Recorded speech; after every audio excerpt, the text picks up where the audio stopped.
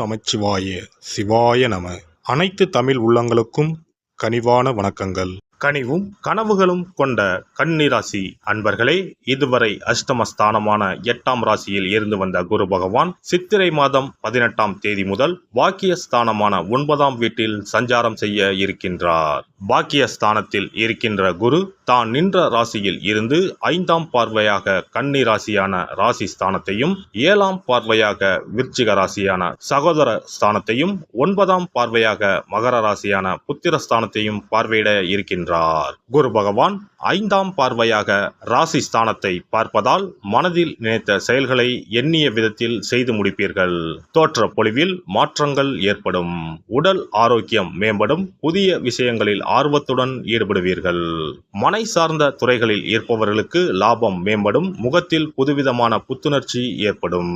குரு பகவான் 7ஆம் பார்வையாக சகோதர ஸ்தானத்தை பார்ப்பதால் சகோதரர் வழியில் இருந்து வந்த சங்கடங்கள் நீங்கி ஒற்றுமையான சூழ்நிலைகள் காணப்படும். திறமைக்கு உண்டான அங்கீகாரங்களும் பாராட்டுகளும் கிடைக்கப் பெறுவீர்கள். புதிய முயற்சிகளுக்கு எதிர்பார்த்த பலன்கள் கிடைக்கும். செயல்பாடுகளில் துரிதம் அதிகரிக்கும்.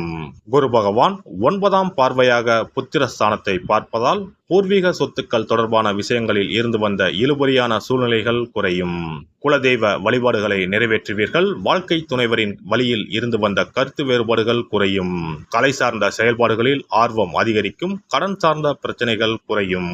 குரு பகவான் பாக்கியஸ்தானத்தில் நிற்பதால் உடல் ஆரோக்கியம் தொடர்பான விஷயங்களில் கவனம் வேண்டும்.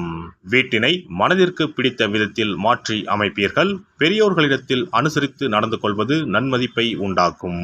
பிரபலமானவர்களின் அறிமுகமும் ஒத்துழைப்பும் கிடைக்கும். கணவன் மனைவிக்கு இடையே புரிதல் அதிகரிக்கும். புதுமையான விஷயங்களில் ஆர்வமும் தேடலும் ஏற்படும்.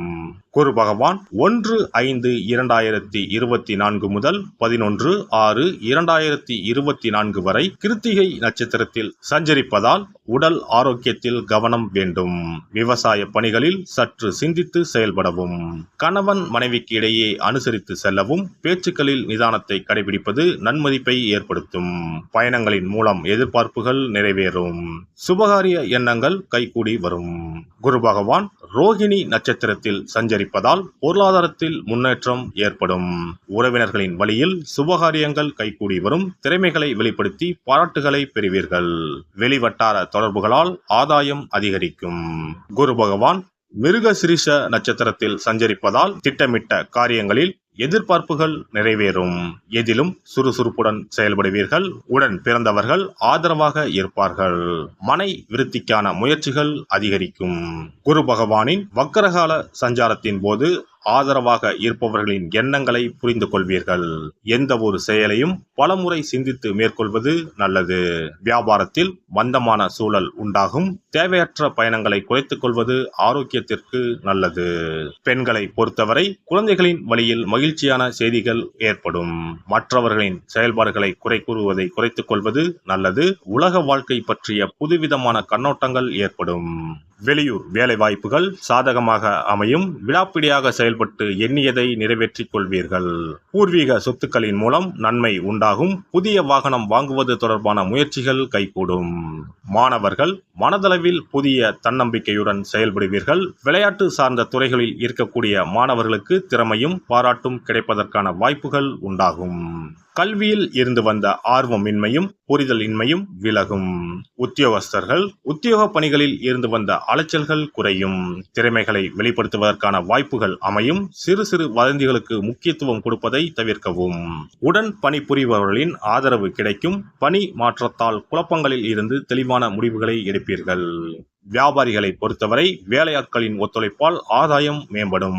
வெளியூர் தொடர்புகளின் மூலம் வியாபார அபிவிருத்திக்கான வாய்ப்புகள் உண்டாகும். சிறு சிறு வதந்திகளுக்கு முக்கியத்துவம் கொடுக்காமல் இருக்கவும். முயற்சிக்கு ஏற்ப புதிய வாய்ப்புகள் தேடி வரும். அரசு சார்ந்த உதவிகளில் அலைச்சல் அதிகரித்தாலும் ஆதாயம் உண்டாகும். வெளியூர் தொடர்பான பயண வாய்ப்புகளின் மூலம் முன்னேற்றம் ஏற்படும். கலை சார்ந்த துறைகளில் இருப்பவர்களுக்கு தன வரவுகள் மேம்படும். எழுத்து சார்ந்த துறைகளில் இருப்பவர்களுக்கு முன்னேற்றம் உண்டாகும். மனதில் புதுவிதமான கற்பனை சார்ந்த சிந்தனைகள் அதிகரிக்கும். அவ்வப்போது உங்கள் மீது விமர்சன பேச்சுக்கள் ஏற்பட்டு நீங்கும். இசை தொடர்பான துறைகளில் இருப்பவர்கள் ஆதாயம் அடைவீர்கள். அரசியல்வாதிகளுக்கு சமூகம் தொடர்பான பணிகளில் ஈடுபாடு அதிகரிக்கும். மேடை பேச்சுக்களில் நிதானத்தை கையாளவும். பதவிக்கான புதிய முயற்சிகளில் எதிர்பார்ப்புகள் நிறைவேறும். கட்சி சார்ந்த பயணத்தின் மூலம் ஆதாயம் உண்டாகும். வெளி வட்டாரங்களில் உங்கள் மீதான மதிப்பு மேம்படும். இந்த குரு பெயர்ச்சியானது மனதில் எதையும் சமாளிக்கும் மனப்பக்குவத்தையும் புதிய இலக்குகளை அடைவதற்கான சூழ்நிலைகளையும் உருவாக்கக்கூடிய நல்ல பொற்காலமாக அமையும். தந்தை வழி உறவுகளிடம் சூழ்நிலைக்கு ஏற்ப அனுசரித்து நடந்து கொள்ளவும்.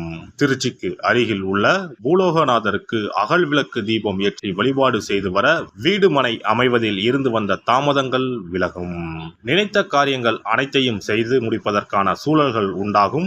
மேலும் தொட்டதெல்லாம் ஜெயமாகும். குரு பெயர்ச்சிக்கான சிறப்பு பரிகாரம். வியாழக்கிழமை விரதம் இருக்கும் முறை. வியாழக்கிழமை அன்று அதிகாலையில் எழுந்து குளித்து மஞ்சள் நிற ஆடை அணிந்து விரதம் இருக்க வேண்டும். அருகிலுள்ள கோவிலின் நவகிரக சன்னதிக்கு சென்று குரு பகவானுக்கு சந்தனம், மஞ்சள் போன்றவற்றை கொண்டு அபிஷேகம் செய்ய வேண்டும். பிறகு குங்குமப்பூ கலந்த பசும்பாலை கொண்டு குரு பகவானுக்கு அபிஷேகம் செய்து வழிபட வேண்டும். மஞ்சள் நிற பூக்கள் சாற்றி மஞ்சள் நிற இனிப்புகளை நைவேத்தியம் செய்து வழிபட வேண்டும். குரு பகவானுக்குரிய தானியமான கொண்டை கடலையை நைவேத்தியமாகவோ அல்லது கொண்டை கடலையில் மாலை கட்டியோ அணிவிக்கலாம். மாலை நேரத்தில் மஞ்சள் நிற இனிப்புகள், ஆடைகள் போன்றவற்றை வறுமை நிலையில் இருப்பவர்களுக்கு தானம் அளிப்பது நல்லது. இரவில் உப்பு சேர்க்காத உணவை சமைத்து சாப்பிட்டு வியாழக்கிழமை விரதத்தை நிறைவு செய்யலாம். குரு பகவானை வழிபடும் முறை. குரு பகவானுக்கு தேங்காய் எண்ணெய், நல்லெண்ணெய், நெய் ஆகிய மூன்றையும் கலந்து விளக்கேற்ற வேண்டும்.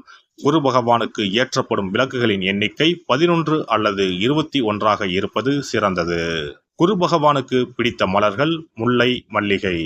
ஆகையால் அவருக்கு முல்லை அல்லது மல்லிகை மாலையை அணிவித்து கொண்டை கடலையை படைத்து வழிபடுவது சிறந்தது. குரு பகவானுக்குரிய வளர்பிறை வியாழக்கிழமை விரதத்தை முறையாக மேற்கொள்பவர்களுக்கு வாழ்வில் பல யோகங்கள் ஏற்படும். சரியான காலத்தில் திருமணம் நடக்கும். ஜாதகத்தில் குரு கிரக தோஷம் இருப்பவர்கள் இந்த விரதத்தை கடைபிடிப்பதால் தோஷங்கள் நீங்கும். தொழில் வியாபாரங்களில் சரியான வருமானங்கள் இல்லாதவர்கள், குடும்ப பொருளாதார நிலை சிறப்பாக இல்லாதவர்கள் இந்த விரதத்தை மேற்கொள்வதால் குரு பகவானின் அருள் கிடைக்கப்பெற்று தொழில் வியாபாரங்களில் செல்வ வளம் பெருகும். மேலும் எதிர்பாராத சிறந்த வாழ்க்கை உண்டாகும்.